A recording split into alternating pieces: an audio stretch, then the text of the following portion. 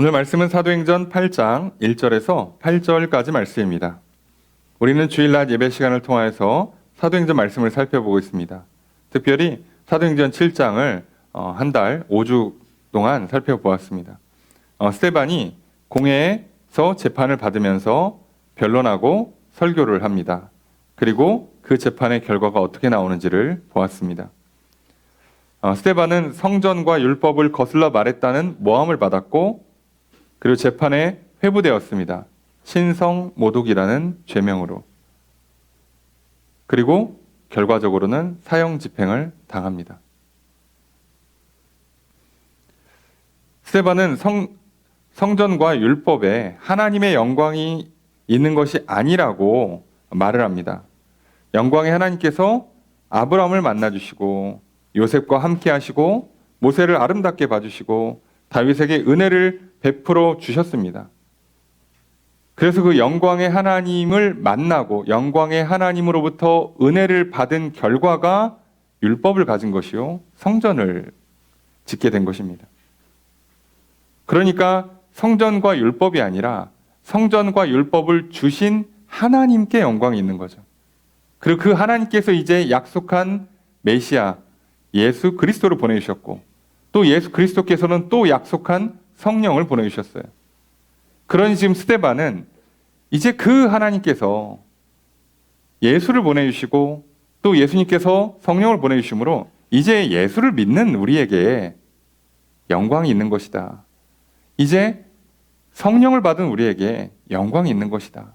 더 이상 율법이나 성전의 영광이 있다고 속으면 안 된다. 라고 변론을 한 거예요.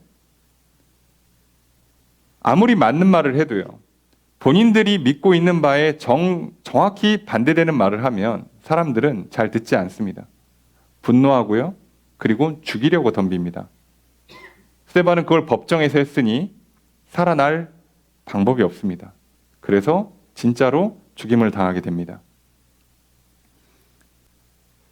오늘 우리에게는 그 말씀을 통해서 정말 하나님을 만난 사람들이 영광을 누렸고, 하나님께 은혜를 받은 사람들이 영광을 누렸고, 하나님께서 이뻐해 주신 사람들이 영광을 받았다는 걸 너무 잘 알고 있습니다. 그리고 오늘 우리가 예수를 믿는 사람들이 그 하나님의 은혜 가운데 영광을 누리는 것이요, 성령을 받을 때 우리가 참으로 빛나고 아름다운 인생, 영광을 누리게 된다는 걸 압니다. 그리고 진짜 영광이 하나님께 있기 때문에 이 세상의 것들에 우리가 먹고 마시고 소유하는 것에 목숨 걸지 않고요, 그저 주신 것에 감사하며 살다가 모든 영광 하나님께 돌리는 거죠.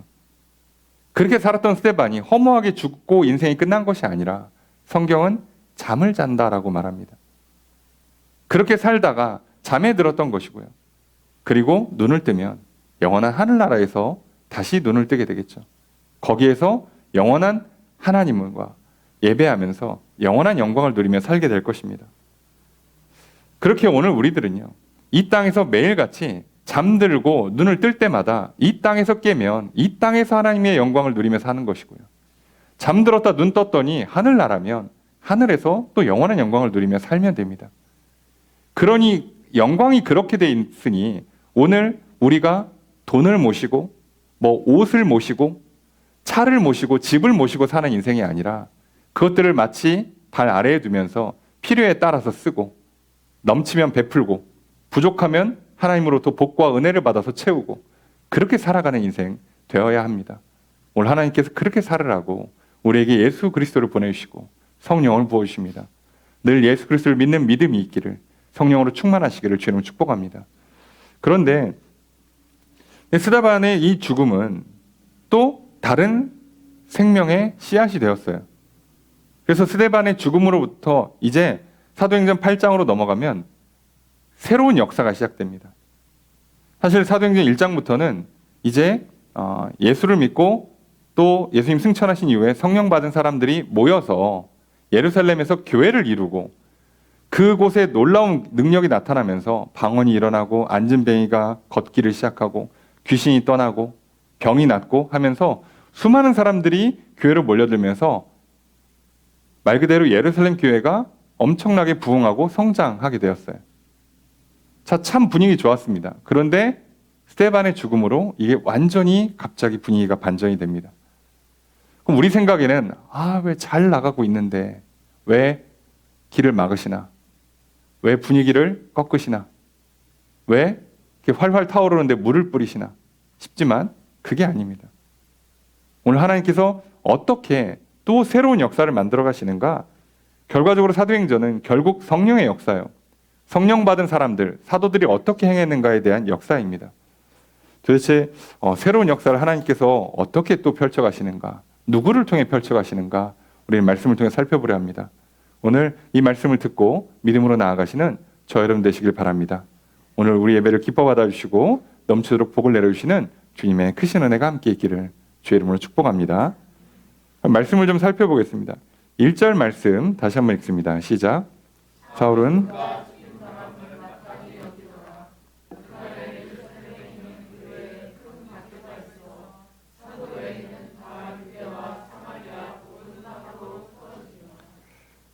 사울은 그가 죽임 당함을 마땅히 여기더라라고 시작을 해요. 특이한 건 사도행전 8장은 등장인물이 사울이에요. 자, 이게 뭐라고요? 스데반의 죽음으로 새 생명이 잉태되는데 그게 사울이란 뜻이에요. 그리고 사울은 사도행전 15장 이후로 본격적으로 등장을 하게 됩니다. 그리고 그때부터는 사도행전은 바울이 된 사울이 이제 바울이 되죠. 바울 얘기로만 기록되어 있어요. 이렇게 하나님께서 또 새 역사를 이루고자 하나의 씨앗을 뿌리세요. 자, 그런데 문제는 이 당시의 사울은요, 그가 스데반이 죽임당하는 걸 마땅하다고 여겼어요. 이 당시 사내들인 공회원들, 대제사장들, 제사장들, 서기관들, 장로들, 당대의 권력과 지식과 명예와 부를 다 누리던 사람들은요, 성전과 율법에 하나님의 영광이 있다고 마땅히 여겼어요. 당연한 거 아니냐고. 너무 당연하게 여기니까 아무도 그거에 대해서 의심조차 하지 않아요. 여러분, 오늘날 우리들도요, 이 세상에 강력한 사상이 있어요. 너무 당연하게 받아들여요. 그러면요, 누구도 의심을 안 합니다. 사실 정치 지도자들이나 또 세상에서 이렇게 뭔가 유행, 흐름을 만드는 사람들은요, 이걸 정말 원해요. 너무 당연하게 받아들이길 원하고 의심하지 않기를 원해요. 여러분, 화장품 CF가 딱 나오잖아요. 만든 그 회사의 사람들은요, 그 CF를 보는 사람들이 아무 의심 없이 저걸 바르면 내 피부도 좋아지리라고 믿게 만들고 싶은 거예요. 근데 놀라운 건 누구를 써요? 모델로? 예쁘고 피부 좋으신 분을 모델로 쓰니까 우리도 그러고 싶으니까 이런 인물과 환상과 이런 우리의 욕망이 맞물려서 당연하게 받아요. 여러분, 어떤 화장품도요, 그 연예인이랑 1년 전부터 협업하고 1년 동안 그렇게 그 화장품 계속 써서 피부가 변하는 걸 CF로 보여주지 않아요. 왜냐하면 화장품 만들고 모델을 섭외하거든요. 그렇게 하지 않습니다. 그러니까 그 화장품 모델도 그때 처음 바를 가능성이 매우 높아요. 그러니까 우리가 그런 피부를 원하면 사실은 반은 타고나야 되고요. 반은 이렇게 피부과 온갖 의학과 온갖 그 시간과 정성과 돈을 들여서 쓴 다음에 그 다음에 유지 보수하기 위해서 좋은 화장품 쓰셔야지. 그거 쓴다고 좋아하지 않죠. 근데 누구도 의심하지 않아요. 근데 이데올로기는 이보다 더 심합니다. 경제사상, 정치사상, 아무도 의심하지 않아요. 이게 최고라고 믿습니다. 그리고 거기에 대적하면요, 여러분, 정치사상을 너무 깊이 파고들면요, 특히나 이제 보통의 경우 대부분 이제 자유민주주의 국가에서는 진보냐 보수로 갈라지잖아요. 이렇게 갈라지잖아요. 근데 내가 여기에 진짜라고 믿으면요, 이거에 반대 있는 사람들은 적으로 간주가 돼요. 그래서 이거 잘못하면요, 가족 간에서 싸움 나고요, 명절에 친척들 싸움 나고요, 친구들 뭐 의상하고요, 심하면 칼부림 나는 거 아시죠? 이게 뭐라고? 그냥 같이 살고 함께 살기 위해서 또 누구는 좀 이렇게 하면 좋지 않겠냐, 누구는 저렇게 하면 좋지 않겠냐라고 하는 것 뿐이에요. 그리고 민주주의 국가다 보니까 다수가 지지하는 쪽으로 가는 거예요. 해보고 아니다 싶으면 반대로도 넘어오면 돼요. 근데 왜 서로 미워하냐고. 같이 살려고 만드는 사상들이잖아요. 그런데 이게 이렇게 무섭습니다. 어떻게 보면 같은 하나님을 믿고 있는 거예요, 사실. 유대인들이나 그리스도인들이나 같은 동족이고요. 같은 하나님을 믿고 있어요. 근데 서로 죽입니다, 지금. 근데 그거를 마땅하다고 여겨요. 다른 사람도 아니야. 이방 민족이면 이해라도 하지. 아니, 어떻게 동족이면서 같은 하나님을 섬기는데 누구는 그 하나님이 지어주신 성전과 율법의 영광이 있다고 목숨 걸고 있고요. 누구는 아니야, 예수님이 영광으로 오신 거야. 아니야, 성령을 받아야 우리가 진짜 존귀한 인생으로 살 수 있어 라고 얘기했는데 서로 그렇게 죽입니까? 그리고 진짜로 죽였죠. 근데 뭐라고요? 마땅하게 여긴다고. 자, 그런데 이렇게까지 마땅하게 여기는 것을 통해서 우리가 좀 기억해야 되는 건, 이렇게 하면서 무슨 문제가 생기냐? 그날에 예루살렘에 있는 교회에 큰 박해가 있어요. 박해가 시작됩니다. 자, 이거는 로마가 박해한 게 아니에요. 예루살렘 성 내에서 유대인들이 소위 유대 그리스도인들을 박해하는 거예요. 한 성에서 같이 살고 있는 사람들 중에 유대교를 믿는, 굳이 구분하자면 유대교를 믿는 사람들이 기독교를 믿는 사람들을 박해하는 거였다고요. 근데 이쪽이 권력을 쥐고 있으니까 이쪽이 핍박당하는 형태가 만들어졌어요. 자, 근데 이 날을 기점으로 스데반의 죽음, 그러니까 사내들인 공에서 그렇게 판결이 떨어지니까 이때부터 어떻게 한다고요? 이 사람들이 법적인 근거를 갖고 실제로 권력을 행사해서 괴롭히기 시작하는 거예요. 그런데요, 정확히 따지면 이 재판은 불법입니다. 왜냐하면 식민 지배를 받고 있기 때문에 사형 집행할 권한이 없어요. 여러분, 그랬으면 예수님도 그 자리에서 죽였겠죠. 근데 예수님 어떻게 해요? 총독 빌라도한테 보내서 거기서 판결을 받잖아요. 그러니까 원래는 자체적으로 사람을 사형시킬 수는 없어요. 이 사람들은 거기까지 못합니다. 자체적으로 질서를 유지하는 건 허락해 주지만 사형을 언도하거나 군대를 일으키는 건 못하게 돼 있어요. 그런데 이 사람을 지금 어떻게 했어요? 미쳐가지고 스데반을 그냥 죽였단 말이에요. 그런데 그거를 마땅하다, 당연하다고 여기고요. 그리고 그걸 시작으로 대대적으로 핍박을 합니다. 본인들이 지금 뭘 잘못하는지를 전혀 몰라요. 본인들은 이게 자칫하면요, 로마 입장에서는요, 소요, 내부 반란, 내부 분열, 내부 갈등 문제로 보이면 군대가 들어와요, 예루살렘에. 그런데도 불구하고 본인들은 지금 뭘 잘못하는지조차 몰라요. 이게 진짜 무섭습니다. 여러분, 오늘 우리에게 성령을 받고 예수님께서 왜 그렇게 우리에게 성령을 부어주시면서 너희에게 보혜사, 중보자, 가르치는 선생님을 보내주겠다고 한 이유가 뭘까요?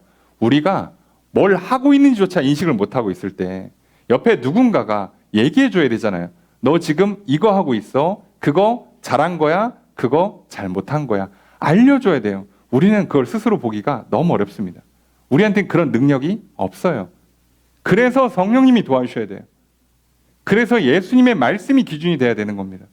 근데 그걸 도와주겠다고 하는 거잖아요. 우리한테 그게 항상 필요합니다. 자, 그런데 그게 안 되니까 이 난리가 납니다.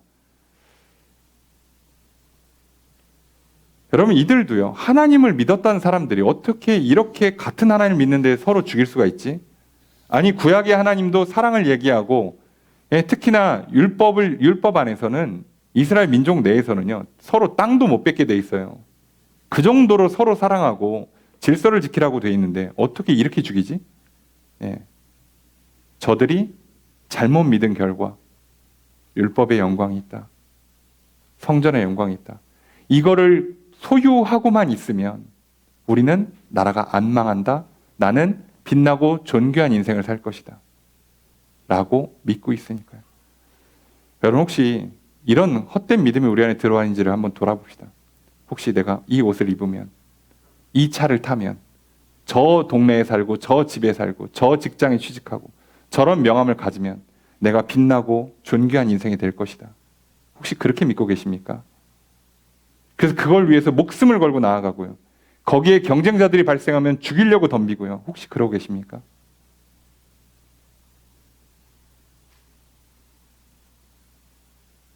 많은 사회학자들이 오늘 한국 사회의 문제 중에 하나가 이 소수에게만 허락되는 일들이 있잖아요. 결과적으로는 이게 뭐 가치라는 건 희소성에서 발생된단 말이에요. 모두가 다 가질 수 없는 것들이 많아요, 세상에는. 그런데 우리는 그걸 다 원해요. 왜요? 다 거기에 영광이 있다고 믿으니까. 그래서 어떡합니까? 사진 찍고요, 웃고요, 배경 좋은 데 가서 사진 찍어놓고 얼굴 이렇게 포샵하고 화장 잘하고 어떻게든 최대한 이쁘게 만들어 딱 올렸어요. 자, 그런데 어머 이쁘다 그러면 이제 내 편이고요. 저거 편집했네, 저거 포토샵 했네, 저거 뭐 사진빨이네, 보정을 했네 하면 이제 내 적이 되는 거예요. 그런 그것에 우리의 인생과 에너지를 전부 다 쏟고 살아가고 있어요. 그러면 어떻게 됩니까? 모두가 불행해지는 기적이 나와요. 희한하게도. 오늘 우리에게는요. 자, 이걸 볼 수 있는 눈이 필요한데 문제는 혼자 못합니다. 그래서 우리에게는 예수 그리스도의 말씀, 성경의 말씀이 필요하고요. 성령의 도우심이 필요하고요. 자, 그리고 그 다음에 옆에 사람들이 필요해요. 이걸 해줄 사람들. 그래서 신앙생활을 절대 혼자 하지 말라는 겁니다. 이게 혼자 해서 되는 게 있고 안 되는 게 있는데요. 예, 하나님과의 관계는요, 혼자 안 됩니다. 그래서 직접 못 만나고 예수 그리스도를 통해서 만나는 거고요. 성령의 도우심으로 만나는 겁니다. 여러분, 하나님께서 그렇게 만든 이상 우리는 신앙생활 자체를 혼자 못합니다. 예, 그래서 꼭 공동체 안에서 해야 돼요. 그러니 좋은 공동체를 만나는 것도, 좋은 공동체를 이루는 것도 정말 쉽지 않습니다. 제일 중요한 일이거든요. 그러면 우리 생각에는 이 사도행전 8장 이하의 시작이 사울이잖아요. 그럼 사울이라는 사람이 어떻게 이 당연하다고 여기는 이 자기만의 확신, 헛된 영광에 완전히 빠져있는 이 사람이 어떻게 돌아올 수 있을까요? 어떻게 돌아올까요? 사울이 회심하는 장면이 사도행전 9장에 기록되어 있습니다. 근데 그 장면을 보면 사울이 다메섹으로 가는 길, 도상이라고 그러죠. 가는 길에서 갑자기 빛 가운데 예수님의 음성을 듣습니다. 자, 그리고 나서 눈이 멀죠. 눈이 멀고 그래서 사람 손에 이끌려서 가다가 그 다음에 3일 뒤에 기도를 받고 눈을 뜨게 돼요. 다시 눈을 엽니다. 그때 성경은 뭐라고 기록하냐? 사도행전 9장 18절에 사울의 눈에서 비늘 같은 것이 벗겨졌다라고 기록을 합니다. 자, 뭔가 눈에 뭐가 씌어 있던 것이 벗겨져야 돼요. 자, 그런데 그게 어떻게 벗겨졌다고요? 진짜 빛이신 예수 그리스도를 만나니까. 기도를 받고 성령을 받으니까 비로소 그게 벗겨지는 거예요.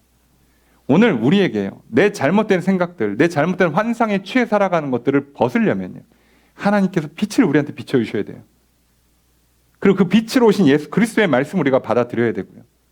그리고 도우시는 성령님을 힘입어야 합니다. 그거밖엔 방법이 없어요. 우리가 이걸 못하면요, 우리는 계속 눈에 뭐가 씌어가지고 계속 헛된 걸 보고 살다가 그냥 인생이 그렇게 끝나는 거예요. 근데 이걸 한번 벗기만 하면, 진짜를 볼 수 있게 되면 이제부터 새로운 삶이 펼쳐집니다. 사도행전은 그렇게 살았던 사람들의 역사예요. 오늘 우리가 그렇게 살아야죠. 여러분, 혹시 오늘 내 욕심이 만들어낸, 내 헛된 상상이 만들어낸 것들 있습니까? 거기에 집착을 합니까?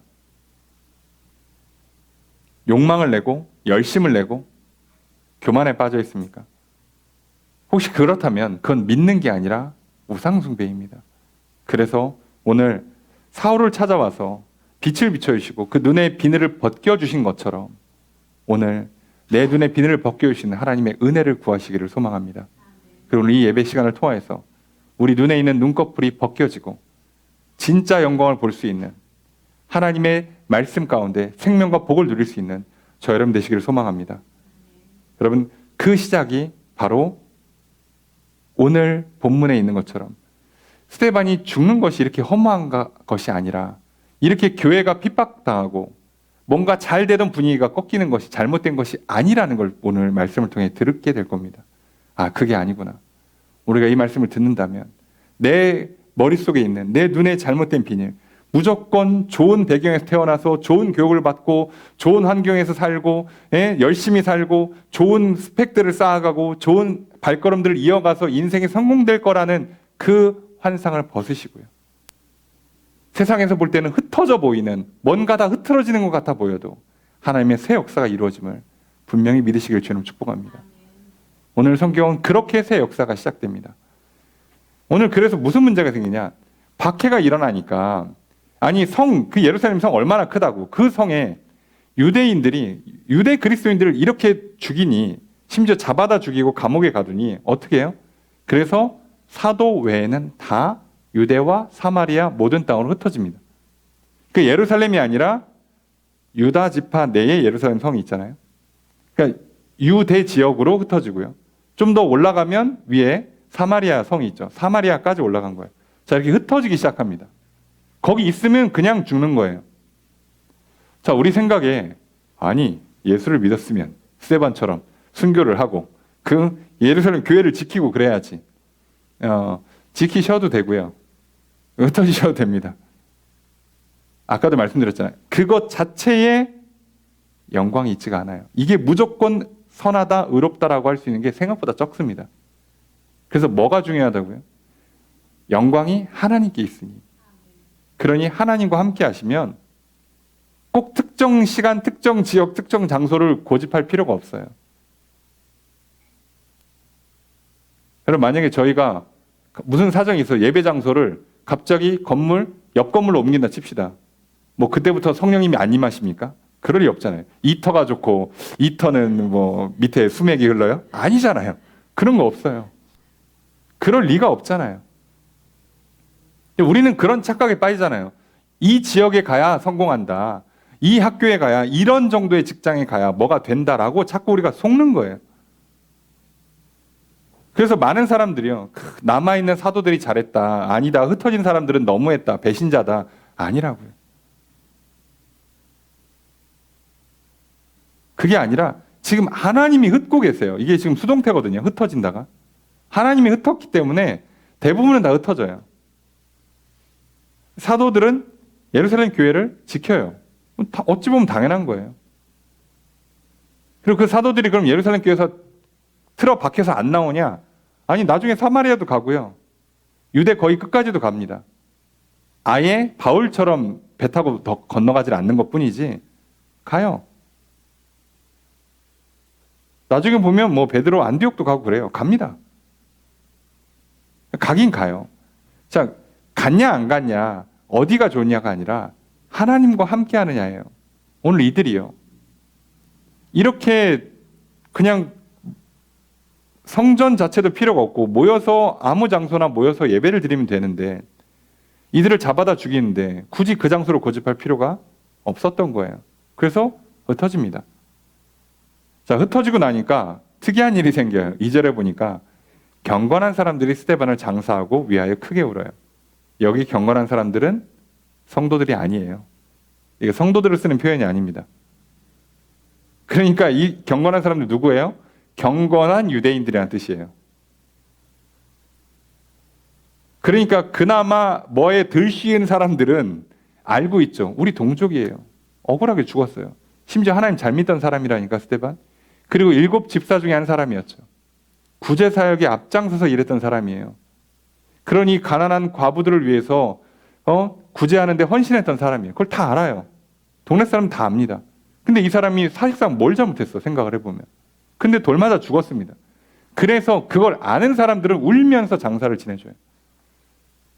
그래서 우리가 생각해보면 이 사람들 웬만하면 그러니까 뭐라고 해석하냐면 흩어진 사람들은 흩어져서 다 교회를 이루었고 다시 예루살렘 교회가 보면 교회가 무너지지 않고 다시 유지되거든요. 그러면 흩어진 사람들 말고 여기서 또 성도들이 유입됐다는 얘기인데 누구였을까라면 이런 사람들의 확률이 높다고 보는 겁니다. 그러니까 스데반 한 사람의 죽음이요. 많은 사람들을 깨워요. 사울도 깨우고 경건한 유대인들도 깨우고. 우리가 생각하는 것처럼 허무하고 망한 게 아니라 새로운 시작이 펼쳐지는 거죠. 여러분 오늘 내가 마치 여태까지 해왔던 것들이 다 무너졌어요. 그래서 우리가 우리식으로 표현하면 죽었다, 망했다, 끝났다 라고 하는 것에 너무 절망할 필요가 없습니다. 왜요? 하나님은 거기서 또 새롭게 시작하시거든요.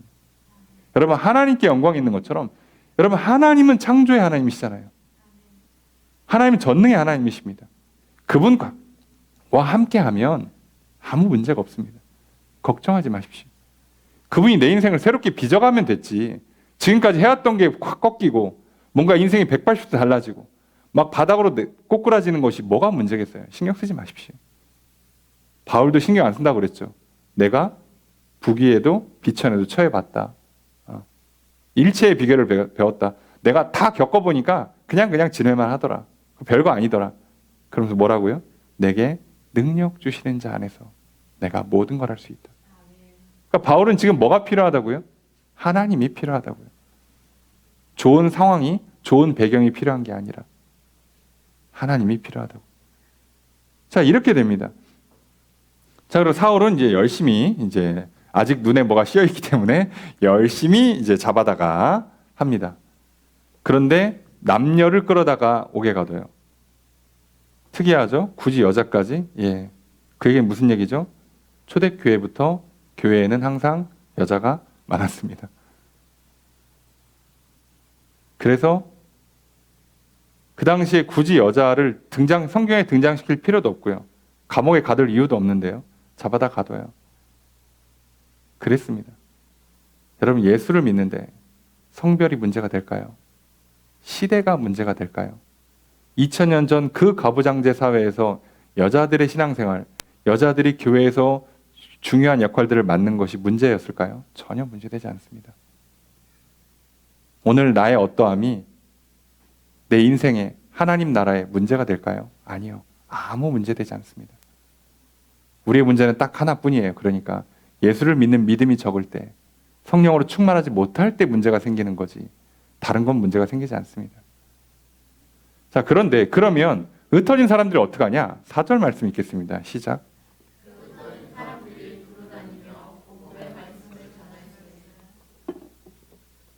자, 흩어진 사람들이 어떻게 되냐? 가서 그냥 복음을 전합니다.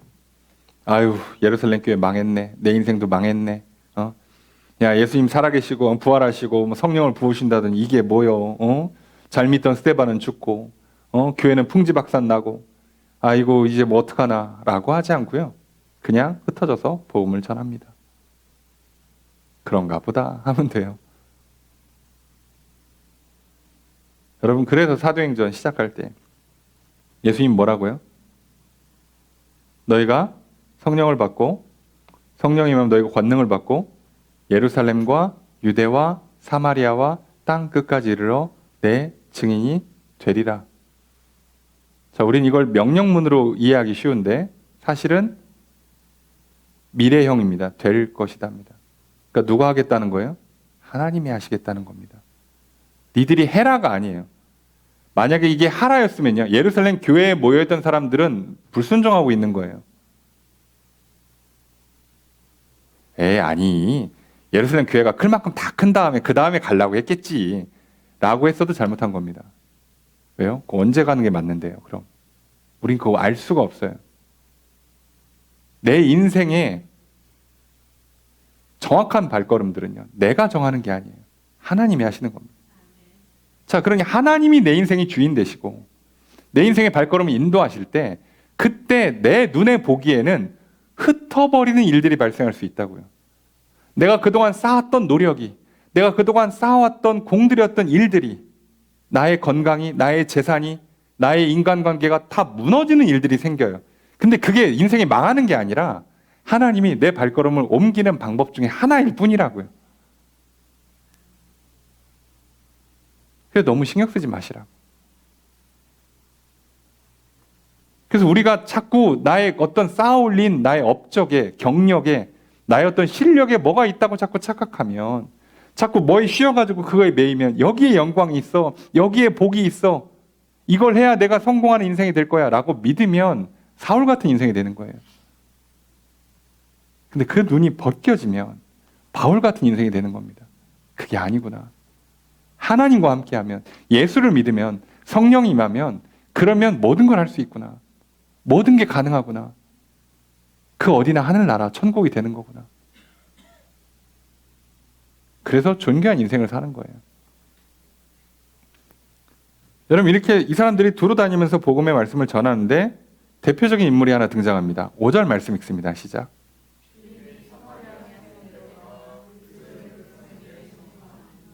자, 빌립이 사마리아 성으로 갑니다. 자, 여기도 7집사 중에 한 사람이에요. 자, 이상하지 않습니까? 아니, 구제사역하라고 뽑아놓은 사람들이 죄다 이렇게 열심히 전도를 해. 어떻게 된 게? 희한하지 않아요? 그러니까 우리 생각에는, 야, 이 사람들이 정말 구제사역을 열심히 함으로 교회가 잘 될 거라고 생각을 했는데, 정작 하나님은 이 사람들을 뭘로 쓰고 있어요? 예? 구제사역이 아니라 예루살렘 교회가 유대와 사마리아로 확장되는 그 일종의 교두보로 쓰고 있어요. 그리고 이 사역이 끝나고 나면 사실상 7집사는 더 이상 등장을 안 해요, 또. 그게 하나님께서 이들을 쓰고 싶은 역할이었어요.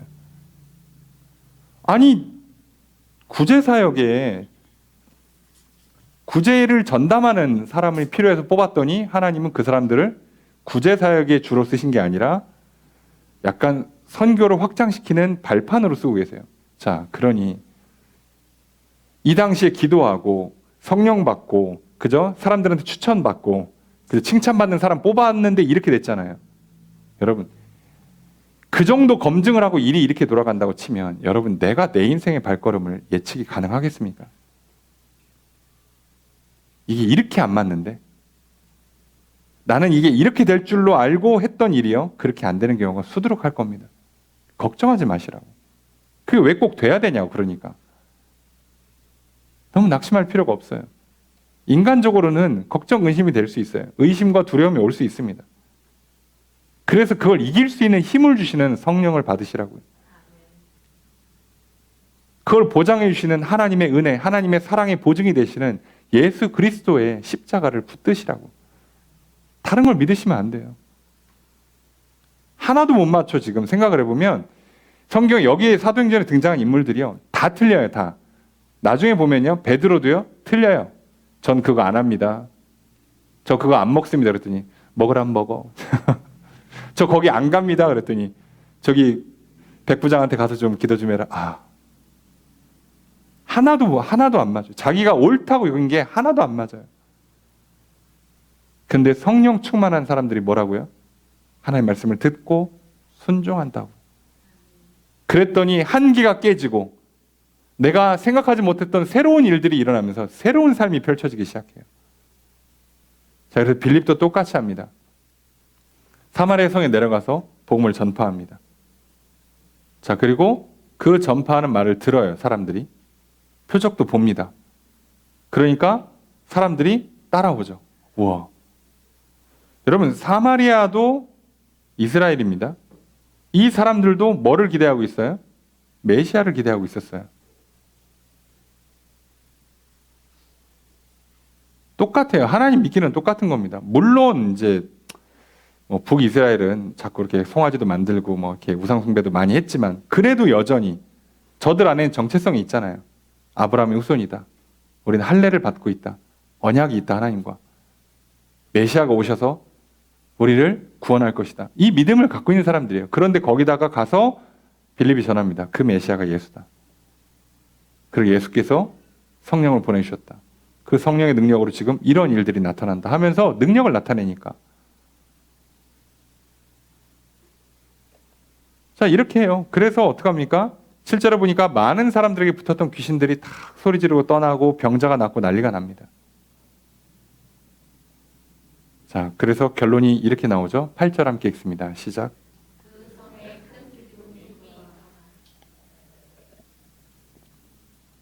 그 성에 큰 기쁨이 있더라.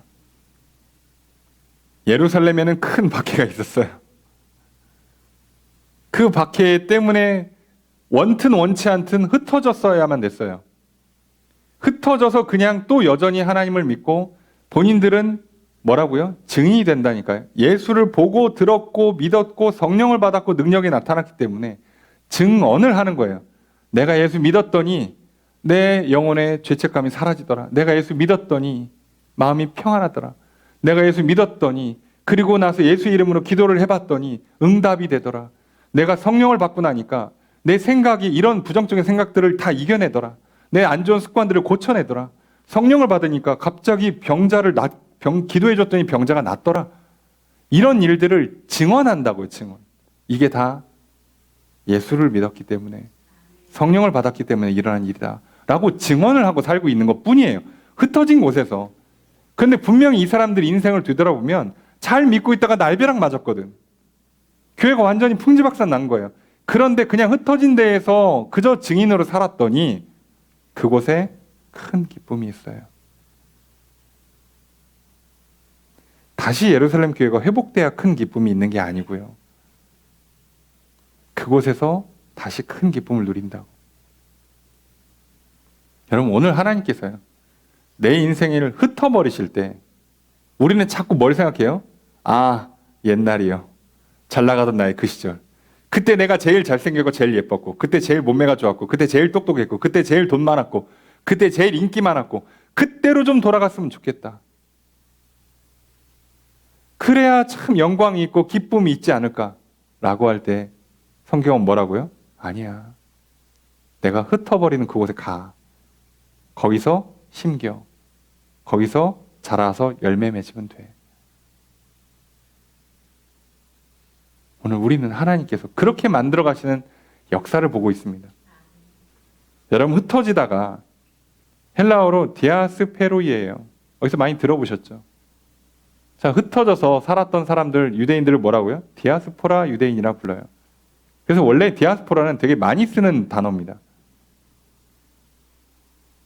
그래서 어떻게 보면 전 세계에 흩어져 있는 화교도 디아스포라 중국인인 거예요. 다 그런 겁니다. 근데 문제는 흩어졌기 때문에 다시 돌아와야만 성공하는 거냐, 영광 있는 거냐가 아니라 흩어진 곳에서 거기서 기쁨을 누리는 거예요. 여러분, 흩어지지 않겠다고 꽉 뭉쳐 있잖아요. 이를 악물고 버티잖아요. 그럼 어떻게 될까요? 이 흩어지다라는 단어를 쓰는 기본은요, 예수님도 마찬가지로 이게 씨 뿌릴 때랑 똑같이 씨 뿌리는 비유에 나오는 단어입니다. 그러니까 안 흩어지면요, 그냥 씨앗이에요. 아무 일도 일어나지 않는다고요. 좋겠지, 포대 안에서 따뜻하게. 예? 좋겠죠. 옆에 있는 씨앗들이랑 늘 친하게. 좋겠죠. 근데 흩어지면 땅에 들어가야 되고, 그죠? 햇빛 받아야 되고요. 물 받아야 되고요. 그리고 그 새들의 공격, 그죠? 뭐 돌멩이의 공격들 다 받아야 되고요. 그런데요, 흩어지면 뿌리 내리고 자라서 열매를 맺습니다. 여러분, 잘 생각해 보시면요, 예수님도 하늘에 계속 계셨으면 우리도 구원 못 받고 예수님도 가장 존귀한 이름을 못 얻어요. 그렇잖아요. 여러분, 예수님께서 이 땅으로 흩어지셨기 때문에, 이 땅에 심겨지시고 이 땅에서 십자가라는 열매를 맺으셨기 때문에, 부활이라는 열매를 맺으셨기 때문에 우리에게도 구원이라는 영광이 있고, 예수님에게는 가장 존귀한 이름이라는 영광이 있고, 우리 모두에게 좋은, 정말 제일 좋은 일이 일어나잖아요. 그러니 덕분에 이 땅에 기쁨이 있잖아요. 우리가 뭘 생각할 필요가 없잖아요. 아니, 이미 예수님이 그렇게 하셨고 사도들이 그렇게 했고 이제 내 차례잖아요. 여러분, 우리는 흩어진 사람들이라는 걸 잊지 마십시오. 교회에 모여있으면 좋죠. 그죠? 믿는 사람들끼리, 그래도 뜻이 맞고 말이 통하고 서로 사랑하는 사람들끼리, 좋은 사람들끼리 모여있으면 좋죠. 맨날 이렇게 살았으면 좋겠지. 어디서 맨날 연금 따박따박 나오고 어디 무슨 돈 걱정 없이 그냥 우리끼리만 모여 살면 참 좋겠죠. 예. 그러면 기쁨이 임하지 않습니다. 한계가 곧 옵니다. 그래서 흩어져야 돼요. 그래서 우리는 일주일간 나의 삶의 자리를 흩어졌다 돌아오셔야 합니다. 그래서 흩어져서 그곳에서 기쁨을 누리고요. 돌아와서 또 모여서 기쁨을 누리는 겁니다. 우리는 매주 모였다 흩어졌다를 반복하는 사람들이에요. 여러분, 그런데 우리 인생을 놓고 봐도요, 우리는 흩어지는 인생을 살 수밖에 없습니다. 여러분 생각해 보십시오. 하나님께서 내 안전을 흩어요. 편안을 흩어버리십니다. 내 뜻을 흩어버리세요. 불편하고 불안하고 부담스럽고 힘들고 어려움이 찾아옵니다. 그런데 뭐라고요? 흩으시는 거예요, 그냥. 내 계획, 내 의지, 내 안전 흩어버리십니다. 근데 그 흩을 때요, 부드럽게 흩어도 지금 별론데 거칠게 흩어보세요.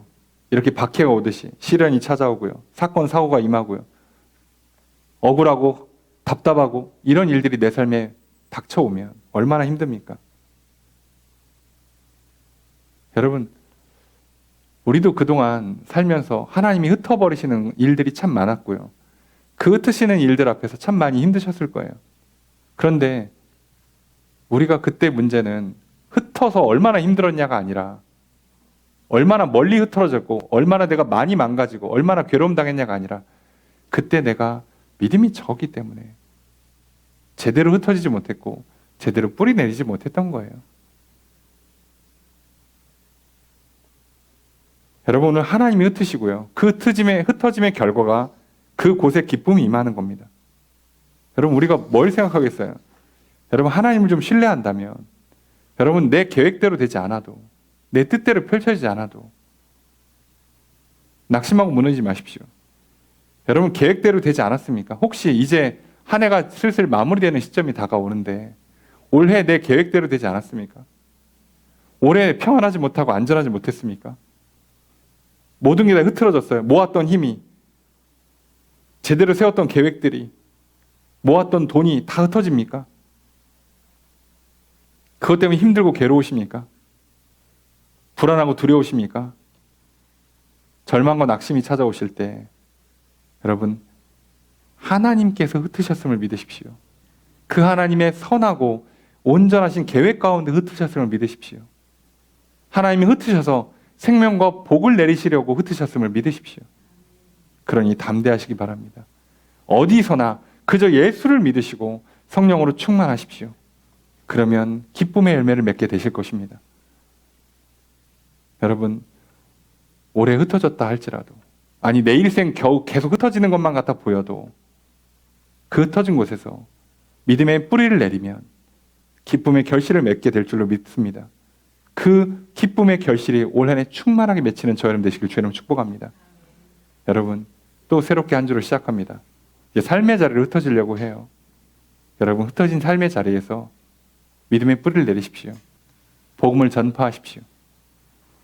성령의 충만을 받으시고 능력 가운데 살아가시고 또 능력을 나타내셔서 증인의 삶을 살아가십시오. 그러면 나도 그리고 그곳도 기쁨이 임하게 될 것입니다. 여러분, 오늘 흩어질 때 흩어지고요. 모일 때 모여서 정말 모여도 기쁘고 흩어져도 기쁜 인생. 그리고 하나님이 흩으심으로 말미암아 새 역사를 이루어 가심을 기대하신다면 내가 생각했던 것들을 깨트리시고 내 생각보다 더 좋은, 더 크고 놀라운 하나님의 계획을 이루려 하시는구나 믿으시고 담대히 나아가십시오. 여러분, 그렇게 여러분 흩어짐을 두려워하지 마시고 나는 흩어지는 걸 두려워할 게 아니라 아예 흩어지는 사람들이구나. 흩어진 사람으로 사는 게 내 인생이구나. 여러분, 이것을 믿으시고요. 흩어진 그곳에서 예수를 믿고 성령 받아서 하나님의 놀라운 역사를 경험하며 살아가시길 주님 축복합니다. 여러분, 그곳에 기쁨이 있을 것입니다. 이 한 주 여러분 가시는 곳곳마다 늘 믿음 안에서 성령 충만함으로 기쁨이 넘치게 되기를 주님 축복합니다. 올 한 해 기쁨의 열매가 맺히기를 주님 축복합니다. 우리의 인생의 마지막이 기쁨으로 잠드는 복된 인생 되시길 주님 축복합니다. 우리를 그렇게 살아가시도록 흩으신 하나님께 감사드리시고요. 그리고 그곳에서 기쁨의 열매를 맺게 하시는 그 기쁨의 열매가 풍성하게 맺히는 이 한 주 되시기를 주의 이름으로 축복합니다.